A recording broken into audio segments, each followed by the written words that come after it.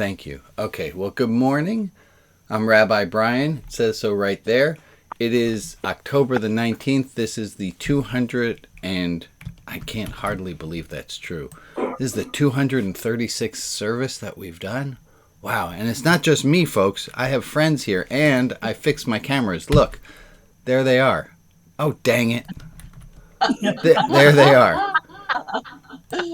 Friends, wave to the people who are joining us on Zoom. We are all on Zoom. Wave to the people. Hi, people who are on Facebook and YouTube and watching this afterwards. Before we went live, we were doing this beautiful prayer from Hafiz about fear, because it's a scary time. It's a scary time right now. That being said, let's take a breath of air, maybe. Let's just be here. Take a look at all the faces on the screen. Well, you don't have to. That's what I'm doing right now. I'm taking a look at all the faces on the screen. And I have some instructions because sometimes there are some new people who join us who haven't joined us on video previously. And I wanted to just make a quick, if you've never been to this service before, here's a very simple rule, what we do here. Please be perfect the entire hour. Bye.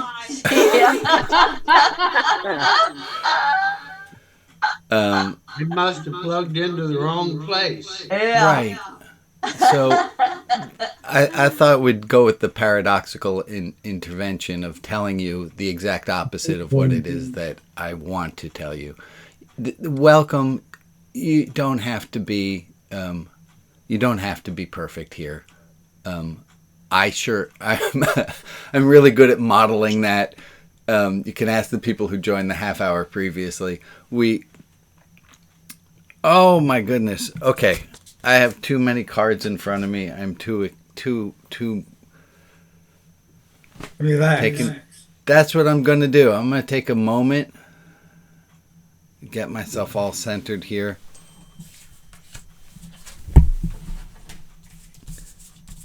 You know that feel? So first, I have an interview for the book. Hey, look, folks. This is the first official packaging. Look at that. There's a box. Last night I stamped all these boxes. And what's inside? It's my book. Yay! Very, very excited to be sending these out so that you guys can get them hopefully within the next week. So I'm getting interviewed on Monday on a podcast, the What If podcast with Glenn Siepert. And I'm very excited to do that. And he posted something to social media and he said, and I took it in when he said it and it just lifted my feet 3 inches off the ground. He said, "This is one of the best books I've ever read." Yay. Oh. And I loved it. Nice. And then within hours, I heard the voice in my head say, "Well, of course he likes it. He's exactly the kind of person who would like it. So of course he likes it. So don't get too excited there, Brian." And I'm proud of myself. Every accolade. Say that again, Dolly. Say that again. Take in every accolade. Yeah, so I did take it in. I took it in at first. And then I noticed that I downplayed it and wrote it off. And I have a feeling I'm not the only one who does that. Yeah. It isn't too late though, because you can think about it again and then swallow, and then it's better. So I do have the choice. I can loop back to the compliment and take it in again. And I have been doing that. My moment of joy was in noticing, oh my God, look at what you're doing to yourself. It was the moment of recognition instead of just believing, oh, well, of course he likes it. It was my my metacognition, my ability to think about my thinking, to catch myself and say, no, that's not nice. That's not a nice way of treating yourself. So I wanted to share that. Of course, he likes it. Was the thing that triggered me to realize what I'm doing to myself, and I'm going to award myself a little sticker. I'm going to claim this green one goes to me. So this one's mine now. Anyone else have a thing in the last week that they want to be proud of or share with the group? Before you get away from this, though, if you're going to live by the compliments, you're going to die by the hands. So you have to be real careful about what you take in and what power you give to the critics. Thank you, Steve. If you live by the compliments, you die by the insults. Yeah. So good. Yeah, thank you. Very Thank you for saying. Chad and or Lisa. Yeah, so I put this on the ROTB Facebook page this morning. Chad did an incredible job of the Tim Buckley Song to the Siren, and I encourage you all to watch it. He did 5-star vocal work on that. I'm very proud of him. Aww. Tim Buckley. Let's run in and talk to Chad for a moment. Chad, how's it feel to get that compliment? It came out of nowhere. I didn't know she was going to say anything. So I'm taking it from your response that it's a little hard to take that compliment in. A little. I get embarrassed easily. But I feel like you a little bit because with our music, it feels like the people that we know is going to like it are the ones that say, I really like this. Yeah. And we don't get a lot of outside, we don't get a lot of outsiders saying, hey, that was really great. Not so much of that. And, and I don't care. I do it we do it for ourselves, but it would be nice, So everyone, Maria or Alex or somebody, someone find a link to the Facebook link and drop that in the chat so we can all watch it. And Chad, what you're just talking about of not feeling comfortable and of feeling a little embarrassed in a large group, that's this on topic. So thank you for keeping us this is where we're going today. Go ahead. A streaming issue just showed up. Go ahead, Michael. You got me? Yeah. Just to piggyback on what Steve said, and then I'll say something about myself. In you sharing what you did, I guess my question would be to you and to everybody is what need in you is not being met by the compliment? What need in? I just want to put that out there. Thank you, Michael. Okay. Because I think that's interesting. Maybe later we can talk about that. But myself, it was a decision to let myself take time out to say I can put aside the shoulds for longer than usual. So it was a cognitive decision. Which good work. Slow and coming. Well, and this is what we keep talking about here is that we can. It's a cognitive decision. That doesn't mean that we're doing it all the time, but it's the awareness. It's the noticing it first. Does someone else have a thing that they noticed in the last week? Lori, I know you have at least 3 things that you noticed and learned in the last week, or usually you do. So, ladies and gentlemen, I don't have theme music for it, but Lori and 3 bits of learning. What do you got, Lori? Lori, you're on mute. Sorry, I was coughing. This was originally posted last week by my kitten, so I apologize for the double. life is hard, and sometimes we look like we have it all together when we don't. We should never. Wait. Say that again, but can you say it slowly as though it's profound? Okay. Life is hard, and sometimes we look like we don't have it all together when we. Sometimes we look like we have it all together when we don't. We should never assume that people have resources of time, talent, or treasure to share because we can't know about their personal situation. There's a lot in that. Was that supposed to be all three things at once? No, that's just one. Do you want me to keep going? No, I want you to go back. Okay. Can you give me the first sentence first? Life is hard, and Okay, sometimes let's just stop there. Life is hard. Can I get an amen? Amen. Amen. Amen. Life is hard. Okay. What else you got? Some of us may look like we have it all together when we don't.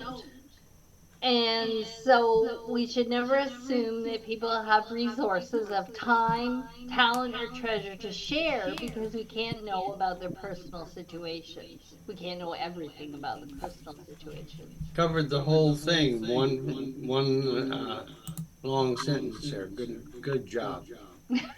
Thank you, Ray. So sometimes we ask more of people than what they can give. Okay, let's stop right there. Stop right there. Sometimes we ask of people more than they can give, and then when we're disappointed, that's on us. Yeah. Sometimes we ask of people more than they can give.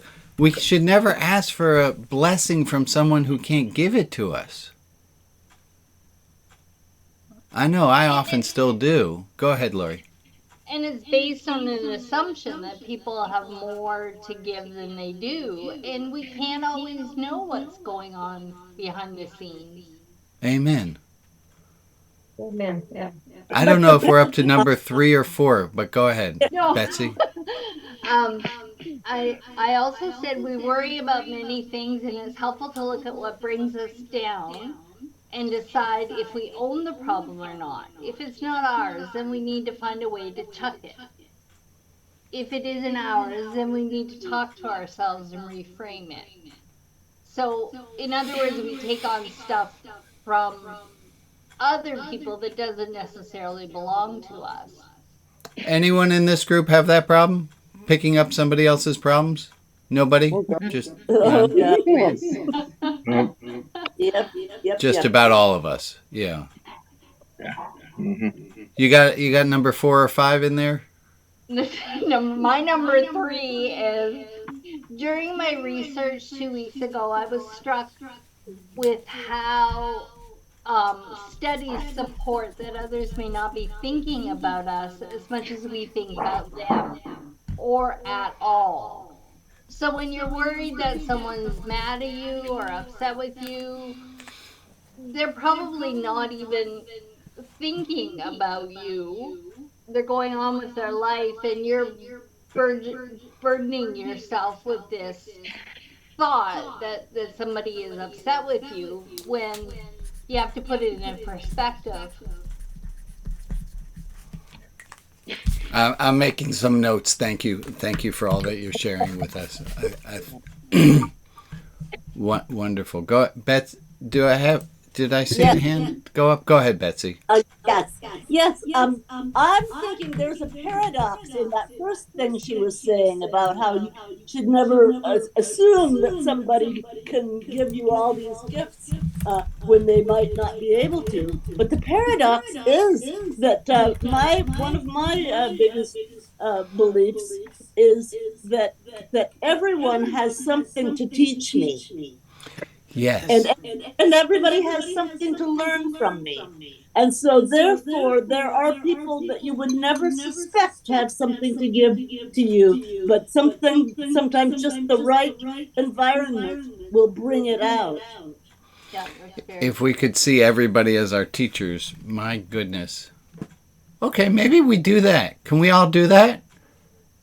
Hey, welcome to your first official day of life as we know it, beginning today. We have put a series of teachers to visit you through the rest of the day, and they will continue to teach you for the rest of the week. Whether or not you matriculated into this school, you are officially now a member, and we will be sending lessons throughout the week. Okay, I'm going to stop talking now.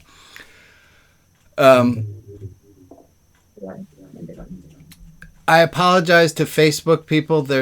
We have rebuilt the echo on when the participants are sharing. I cannot fix that right now. I might not be able to fix that by next week. I'm sorry. I will say if you join us over on Zoom, there's no echo.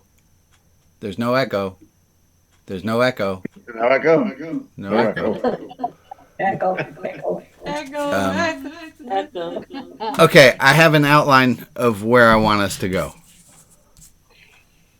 One of the things I think people enjoy about this service and this gathering is they feel seen and they feel loved.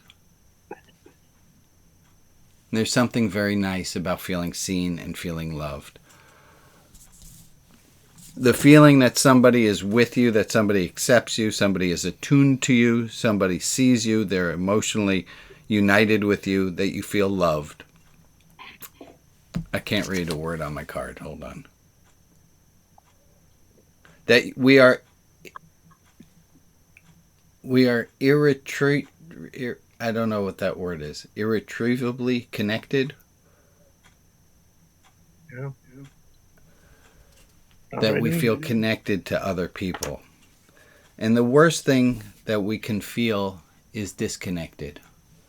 Right? If we look at SAUR for love, you guys remember SAUR for love? Mm-hmm. The S stands for?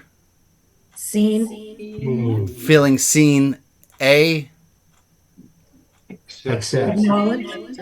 Accepted. Fantastic. You? Understood, understanding, and then the R, SAUR, the R is Respect. responded to. So the starting with the first letter, which was the S. What was the S? Seen. The opposite of feeling seen is feeling ignored.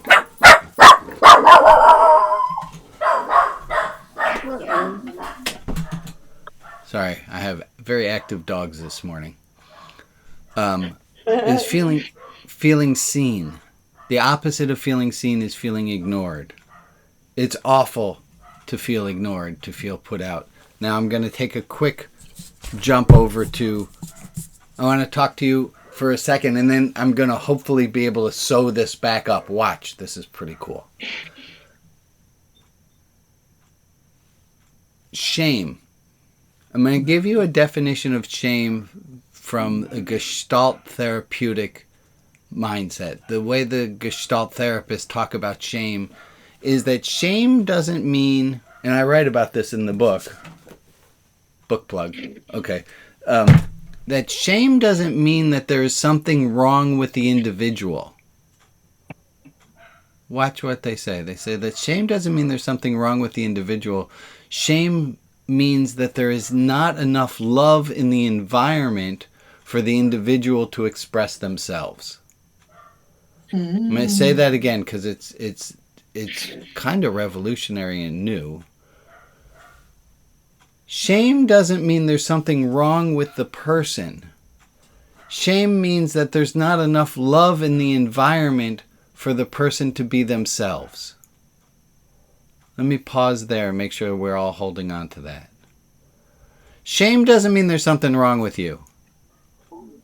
It means that the group you are in, the place you are in, is not big enough for you to feel seen. That the shame doesn't mean there's something wrong with you, it means there's something wrong with the environment. Let's hold on to that for a second. Before I move on, I kind of want to do a little test for understanding, make sure we know what we're talking about here. My friend Ruth, what do you have to say? Good morning. Good morning, Ruth. What happens if you're not willing to accept the love? You tell me. What happens if you're not willing to accept the love? I mean, if you're a person who says, I don't accept what you are giving me. Correct. Right. Perfect. Then you still hold on to the shame. Yes. Okay, so let me try it again with what you just said. Shame doesn't mean there's something wrong with you. Shame means that there's not enough love in the environment for you to feel able to be yourself. And if you don't take in the love, so if there's not enough love in the environment, it's not that you're not taking it in. So you're saying that sometimes there is enough love in the environment, but the way that we're built, we keep the love out. Yes. Well, that's really smart. It's very weird that we would do such a thing, but we do. I think that goes with what I was saying about the guy who said that he really likes my book. Was I didn't allow I closed off the space for the love. That there was enough love. Ellen and Andy, go ahead.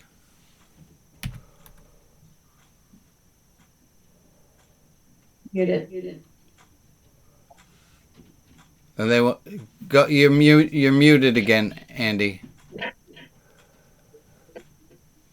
I don't completely agree with that on first thought about it because Wait. Which part are you not agreeing with? The comment, the Gestalt part, that the concept about shame that you just read, my reaction is it would absolve me of any responsibility in my behavior. And I think I feel shame about my certain behaviors that I've exhibited. And Okay. and the extent to which I exhibit the shameful behaviors because I don't feel loved. There's the space we've talked about here between my not feeling loved and how I respond to it. And I think that comment lets the individual, I'll speak for myself, off the hook. And I think it goes too far because I'm still accountable for Yes. how Yes. Okay. That if you poop on somebody's lawn, that you should have societally, that you should feel a little bit of shame for pooping on somebody's lawn. And if my excuse is, well, I did it because I don't feel loved. Well, I still did it, and I have to be accountable for that. I thank you. Thank you, Andy. Thank you. Go ahead, Dan, and then Ray. Thank you. Yeah, I'm tending to agree that it makes sense to me only sort of on a meta level, which is that if you felt sufficient love, maybe you wouldn't have done the thing that you felt ashamed of. But if you really did a thing that you should feel ashamed of, well, then you should feel ashamed of it, and we've all done those things. Okay. So I have a thought of what might pull this apart, but hold on. Let's go to Ray. Thank you, Dan. Well, what sort of came to my mind was you're in a situation and there's people there, and they say, you're not accepting in their love. Sometimes what they say or what they're showing you is only their version of love. This is the right way to do things, and we love you so much, we want to show you this way, and it's not the way for you. So sometimes you have to be careful about that. Yeah. That's it. Thank you, Ray. So I see what has happened here was what I thought was going to be a stepping stone for us to move through to the next part of this discussion I didn't realize, and of course there would be so much packed into this idea of shame and what we're doing wrong. So I'm going to ask you to forgive me as I'm not, I have a direction that I want us to go in. So I'm going to jump over the fact that we're not all agreeing on shame, and very, very good points. I might be able to pull this out. I do know that there's enough love in this group that I don't need to feel bad that my plans didn't exactly. Right. I see enough people nodding along that even though I can't get the words exactly right, you know what I'm saying and you're forgiving me and it's all good. There's something about feeling loved where it's okay to make mistakes. Can I say that? When you feel loved, it's okay to make mistakes. Okay, that being said. And then, folks, let me make this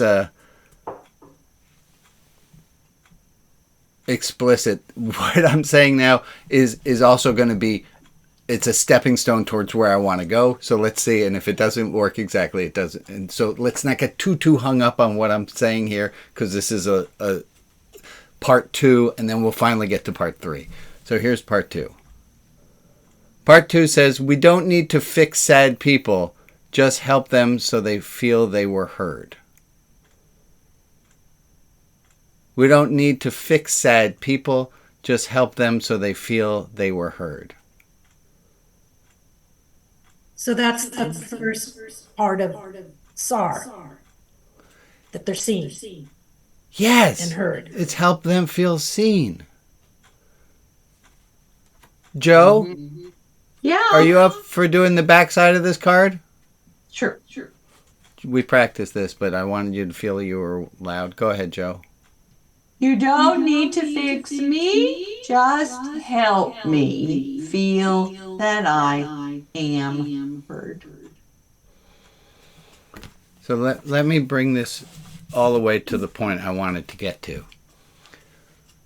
Joe's beloved Ken chose this last week that he's ready to do hospice. Oh, dear.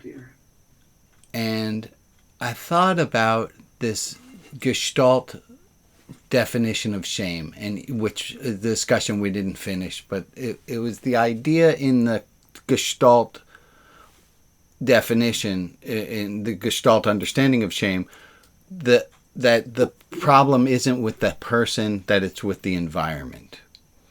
And I've been thinking about the situation that Joe's in right now. And that I think all of us, not consciously, of course, and this is nothing we chose to do, but that we tend to silence people who aren't fine because of our discomfort. And so I wrote this. Let me see if I can read it. I wrote, Joe is imprisoned by a social pressure to be dishonest, to surrender, to be... let me try it again. Joe is imprisoned by a social pressure to be dishonest, to surrender herself to protect an immature environment afraid to contemplate its own finitude. That we as a group are uncomfortable. Forget we as a group. We as individuals are uncomfortable with death. And so we collude to not talk about it. And so Joe is at the grocery store and somebody says, "How are you?" And she's forced to say, "Fine." As opposed to saying, and I think Joe actually owns these pins. It's a little pin. They only had one in stock. But Did you get it? I got it. And the pin says, "Please be gentle with me. Grief in process. Please be gentle with me." That's beautiful. That's nice. So, let me read the top part of that. Joe, it says this: your grief is valid and held. And the bottom of it is signed by everybody who's here. Mm.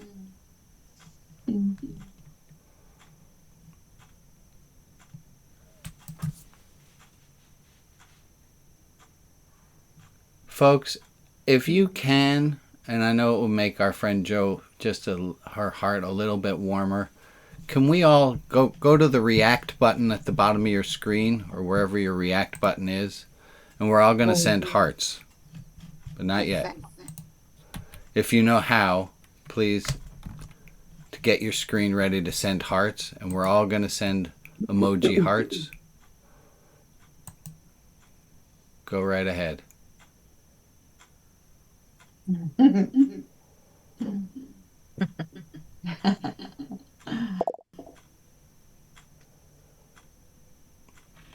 You see all those, Jo? I do. Yeah.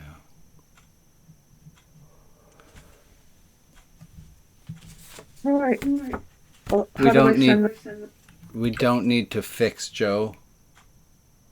Just help Jo to feel like she's heard. You know, I thought of something else too. Ray has been through this probably the most recently of any of us, and he said there's nothing anyone can say. And I thought about that a lot. Has anyone said anything that so far has actually helped? And only 2 people out of basically about 115 that have responded. 2 people said something, and they both said the same thing. They normalized death is a thing. And I was like, oh, right. Now, is it happening earlier for me than I wanted it to? Yes. But I'm going to die too. We're all going to die. And in saying, having both people say, this is a normal part of existence of life on Earth. You're going to be okay. It's going to hurt. Grief hurts. But it's a normal part of the life cycle. Yeah. Like they were owning truth about death. And that's the stuff I wish I could say at the grocery store. How are you? Well, I'm in the life cycle of death right now, and it's not pleasant. And what if we could all say that? Like, what if we could just all normalize? I'm in the death cycle right now, and it hurts like hell. Well, tell us how that goes. Well, I've started. So since I thought about what Ray said, and then I thought about did anybody say anything that was helpful, and then I came up with that. When people have asked, "How are you?" My latest response is, "I'm sad. I'm mad. I'm mad. I'm sad. I'm sad. I'm mad. Rinse, repeat." Mm-hmm. Thank you for opening yourself up, Jo. Here's a quote that I think we put enormous effort. We put enormous effort into hiding our vulnerability, but it's our vulnerability that truly heals. When we feel safe enough to expose our shadows, that's when we become free. Mm-hmm. We put enormous effort into hiding our vulnerability. How are you? I'm fine. But it's our vulnerability that truly heals. It's when Jo tells us how her heart really is. When we feel safe enough to expose our shadows, that's when we become free. And I think that's what all of us can do, is we can be the ones to make the environment for people. You ask someone, how are you? And they say, fine. You're allowed to ask a follow-up question, which is, really? Who wrote this? I don't know. I just found that quote. Good. Go ahead, Carol, and then Emily. I think there's a tremendous difference between the person you talk to in the grocery store who says, "How are you?" and a person you really know. It's the same thing when you talk about love. You don't talk about it with everybody. You talk about it with people whom you can really open up.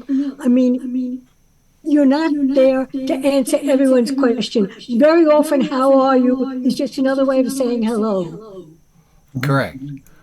But we can, I have said to the checkout person at my local Trader Joe's, "How are you?" "I'm not having a good day. I'm having the feels today." And I don't have to give them the whole thing, but I can give them a topic sentence. I can give them the first glimpse of something that things aren't all okay. I can be a little bit vulnerable. They don't have to. I can judge it. I'm not going to tell my mailman every day all the woes in my life. Go ahead, Emily. Yeah, Oh, God. I want to ask, and I'll ask just Joe. When I just heard you say what's happened about hospice, and my response, my first thought and comes out is shit. Is that? I mean, that's my authentic response. But is that an awful response? Emily, let me answer on behalf of Joe because I've been texting Joe the word fuck over and over and over again. Oh, I was going to say that. I was going to say Both fit. Yeah. And they're I think honest. They're honest. that's exactly it. That's exactly it. they're It's honest and it lets Joe feel seen. yes, that's And what I not wanted to make sure. and not as alone. Yeah. Go ahead, Lori. Oh, I was gonna say to Joe, it's very profound to me that you say that people that have normalized the life and death cycle have been helpful. And I found when I lived in a rural community for a long time, I found that a lot of the people there were so used to the cycle of life with animals, like life and death, that I think that they dealt better with death in our rural community than people do in the urban setting. And that really brought that home for me when you said that. Thank you, Emily. Go ahead, Michael. Just to share something that I found to be true, and it came through actually the Shekinah group, to give a shout out to the Shekinah group, about children's literature and the potency of it. And it was very briefly, the rabbi of the congregation that I went to for Yom Kippur built his whole sermon around Charlotte's Web that he had just read to his daughter. And it was so potent and so healing and so beautiful. I mean, I never read children's literature growing up, so I don't know. But starting it at the age of 75 was really amazing. I love it. And I would recommend it highly. Carol talks about really. Carol talks about children's literature all the time. Well, that's what we learned in the Shekinah group. Oh, good. I would hope that one of the things that was said to you was that I'm so glad you are going to have hospice because it was such a positive experience for me with my husband. So I did not say shit, and I did not say awful. I said, you have made the right move. He will be comfortable, and you can begin to also take care of yourself. Yes. Thank you, Carol. Amen. And all of our the way that Joe can feel heard might be different from Carol than it is from Emily than it is from me. There's no formula here. It's just helping Joe. We don't need to fix sad people. We just need them to feel like they are heard, that they're not out of the community, that they're still important. Go ahead, Rita, then Steve. Well, I was hesitant to say what Carol just said, but for me, my experience when Stuart entered hospice. The several months following was a wonderful time for the two of us together. It just allowed honest love with no bickering. And I thought it was a gift to both of us. Yeah. It is also for you, dear. Thank you, Rita. Thank you, Rita. Go ahead, Stephen. Thank you. Yeah, the struggle for those of us who are hospital chaplains is that we all want to go into all of this and make everything better. And the essence of the job is to just go in the room and be with the person, to try to hear them and let them know they've been heard, and just understand what they're going through, without trying to make it any better. Yeah. And that's incredibly difficult because we're all nice people and we want to make it better. Yeah. And fighting everything inside of ourselves to remember that that's not what we're here for. I'm going to put this back up on the screen. We're not here. We don't need to fix people. We just need to help them feel like they're heard. This all being said, let's take a moment to think about all those who need extra prayers. Maria, you have a list of people to share with. I do. These are the people to whom we are sending light and love. Ken and Joe, Sheridan H., Ann M., Shirley W., Judy Love and her family, Rich and Meg, Mish and Payson, Dominic, Soph, Dan, Jeremy and Esther, G.Z., Emily, Robert, Dean Crittenden, Don Fowler, Beth McKee, Barbara, Rob, Kim, Marion, Frank, Rita, Kathy, Bob and Marge, Becky and Maggie, Gwen, Reed, Cam and Corbin, Lorena, Yuval and Becky, Becca, Natalie, Fran, Ron and Christian, Eloise, Athena and Adam, Catherine, Arlene, Nelke, Gadiel, Josephine, Marisol Ramos, and Frank D. If there is another person in our community to whom we can offer light and love, please put their name in the chat, and I will add them to the list on Facebook. And for the people who aren't named, but who are in our thoughts, we send them light and love as well. Thank you, Maria. I'm going to put a 1-minute timer up here on the screen.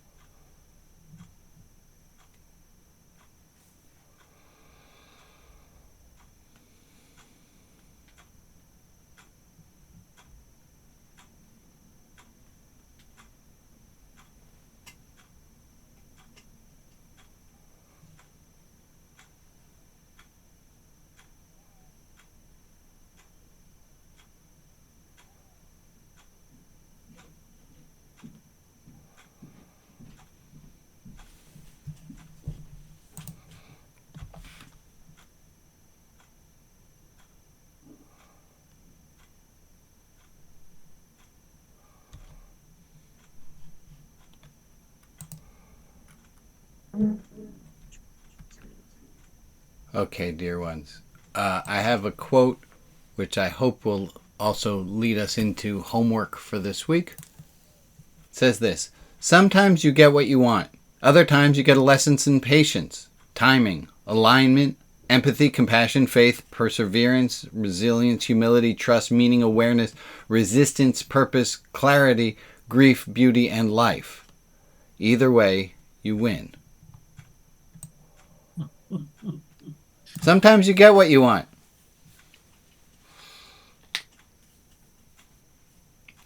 Other times you get a lesson in patience, timing, alignment, empathy, compassion, faith, perseverance, resilience, humility, trust, meaning, awareness, resistance, purpose, clarity, grief, beauty, and life.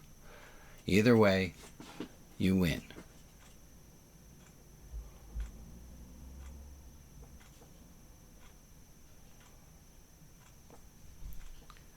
So, something that I had wanted was to put this quote up and for spontaneous discussion to just really erupt. Sometimes you get what you want.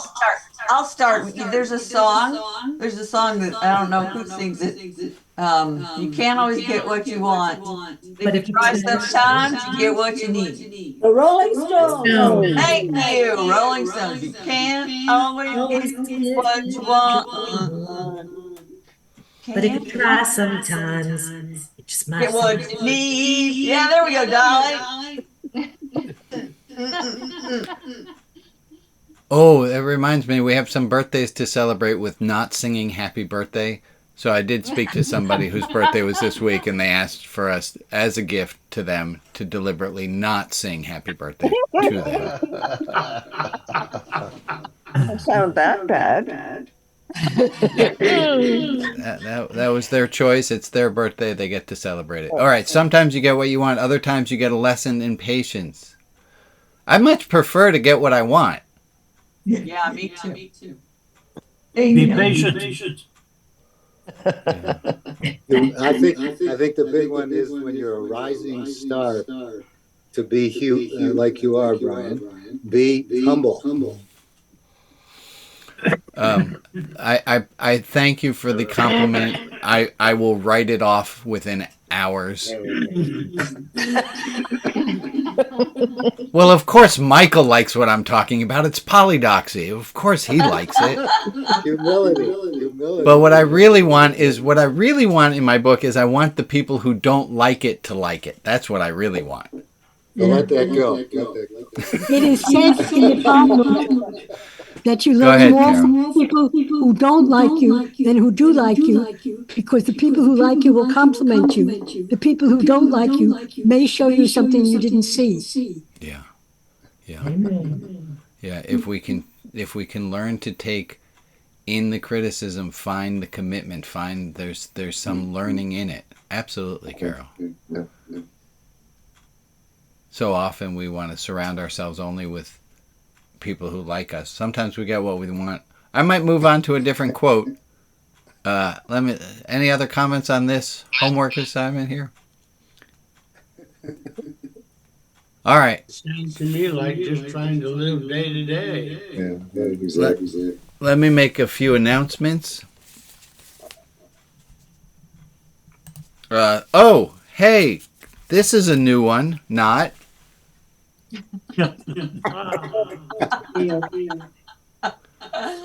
I had a really shitty day maybe it was Wednesday.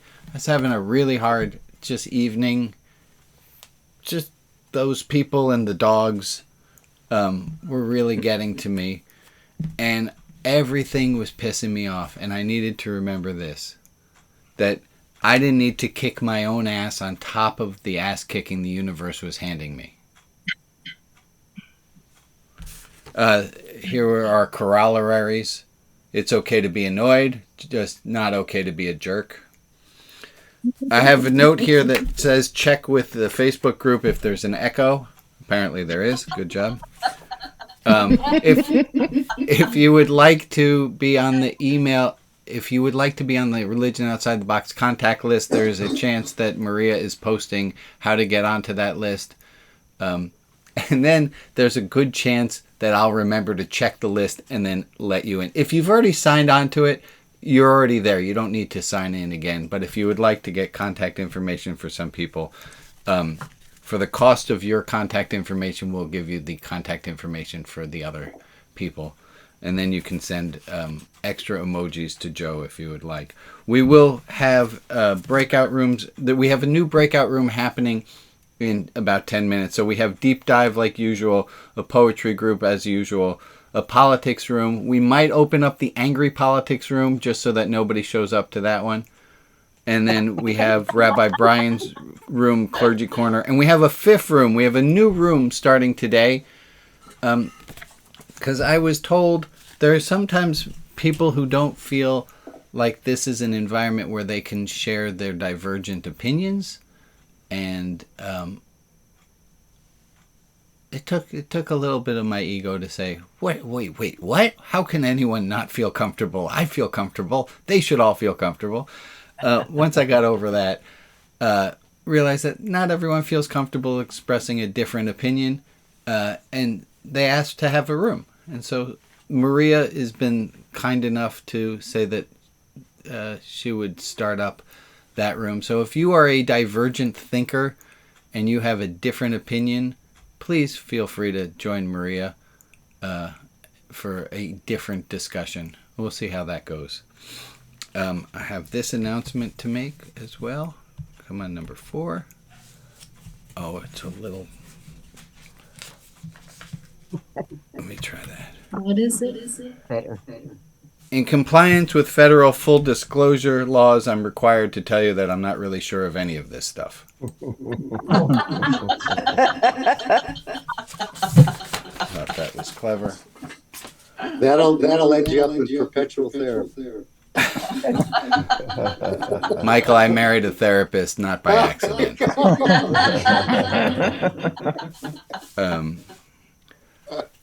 We haven't done this for a bit, and let's try it again. Let's take a minute for gratitude. What are things that you have that you're grateful for, knowing that we can... I'm not saying we should be happy, happy, happy, joy, joy all the time, but the more gratitude we have, the better our days tend to go, and it just involves giving some thanks. So I have a phone caller who would like to share. Go ahead, 1503. Hey. I don't know who that is. Hey, It's Melissa. it's Melissa. Hi, Melissa. What do you got for us? Hi. Well, I just want to share, I am grateful that I got several inches of snow last night, which means that I am mudded in today, and I could join you, and I didn't have to work. And I love you all, and I miss you. Thank you, Melissa. So glad that you're able to be here. What else? Let's get... I don't think this should... Go ahead. What do you got, Emily? I'm grateful. I'm in the process of a huge move. Okay, so I can't find a damn thing. But the one thing that I'm grateful for, and right now that I'm here, is that I can look out honestly that field and there's a herd of antelope out there. Oh my God. Wow. Wonderful. Dolly, what do you have gratitude this week? Okay, so you're going to have to be accepting of this. I am grateful for the things that I learn here on Saturdays. There are 2 things that I do now that make such a difference in my day. When I set my alarm at night, at the same time I set an alarm for 8:30 in the morning and 8:30 at night, which you gave us a couple weeks ago, and it has made such a difference in the way my day goes, because I am with the intention that it's going to be a good day at 8:30 every morning, and at 8:30 at night I get to go, it was a good day. Yeah. That's nice. And So that's that's beautiful. Great. Oh, wonderful, Dolly. I'm going to take that in, and then I'll write it off later. But I'll take in that compliment for now. So if you don't know what it is that Dolly's speaking of, we had this idea that at 8:30 at night, there's one person who has the ability to answer the question, was it a good enough day? And that's you. And that at 8:30 in the morning, there's one person who has the ability to say, I think it's going to be a good enough day. And that's you. And so there's a newsletter coming out. It might be on Monday that's going to be explaining the rules to this game. So thank you for reminding us all of it, Dolly. Yeah. Go ahead, Ray. Of all the things that I am grateful for, the most clearly the thing that I am the most grateful is that I have been loved and have loved completely. Amen.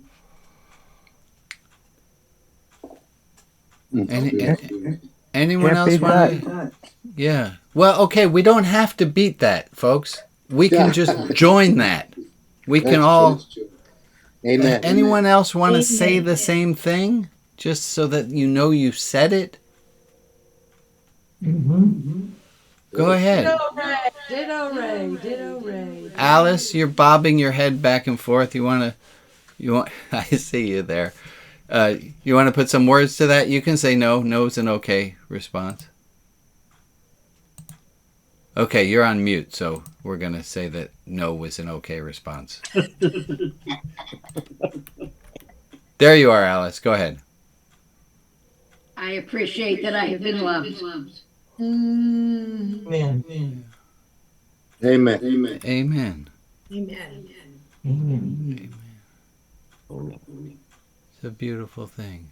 I just spotted Ellen and Andy kind of getting a little closer, touching their bodies together.